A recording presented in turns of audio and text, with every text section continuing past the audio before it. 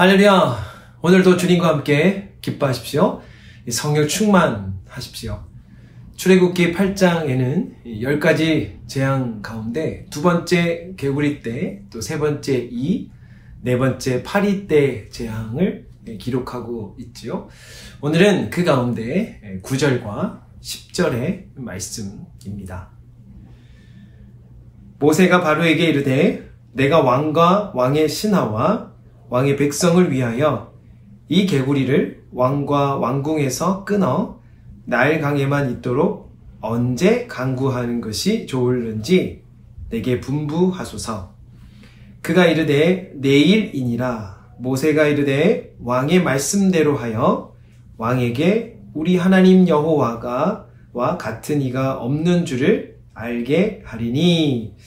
아멘. 이 무지막대한 개구리 떼가 땅을 습격했어요. 견디다 못한 이 바로가 모세에게 물리쳐 달라 요청했지요. 모세는 바로에게 언제쯤 그렇게 기도하면 좋을는지 다시 물어요. 그랬더니 10절에 바로가 답하기를 내일이니라 했습니다. 이런 생각이 들죠? 왜 내일이라 했을까?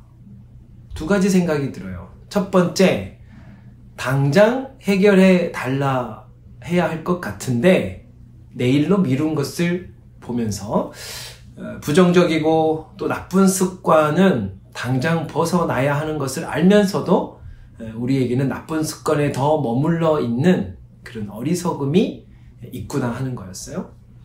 이 부정적인 마음과 상황 가운데 있을 때, 또 더럽고 나쁜 습관이 반복될 때 하나님께서 그것에 떠나도록 이끌어 주셔도 우리의 타락한 본성은 거기 더 머물러 한다는 거죠. 문제를 벗어나지 못하고 또 나쁜 것과 계속 있게 될 수 있다는 거죠. 어떻게 해야 할까? 하나님께서 기회를 주시면 곧바로 떠나야 하는 것입니다. 개구리 떼는 즉시 물리쳐야 하는 거죠.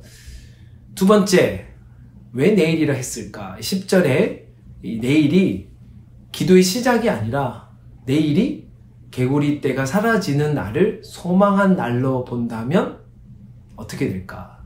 사실 성경에는 개구리가 사라지는 것은 기록하고 있지만 그 다음날 하나님이 행하셨다 하는 그런 기록은 없습니다. 우리는 누구나 내일에 대한 기대가 있습니다. 누구나 개구리 떼가 없는 내일을 소망하지요. 그러나 소망한 대로 내일이 되어도 그 내일이 하나님과 관계가 없으면 어떻게 될까요? 이 15절 말씀에 바로처럼 다시 그 마음이 완강하게 될 수 있다는 거죠. 문제 해결만 중요한 것이 아니라 하는 것입니다. 그보다 더 중요한 것은 하나님과의 관계이죠. 나의 소망이, 나의 내일이 반드시 하나님과 연결되어야 합니다. 아니면 우리도 다시 완강하게 될 수 있어요. 여러분, 오늘 하루 우리가 벗어나야 할 나쁜 습관이 있다면, 부정적인 생각이 있다면 하나님 말씀 앞에서 당장 벗어날 수 있기를 주님의 이름으로 축복합니다.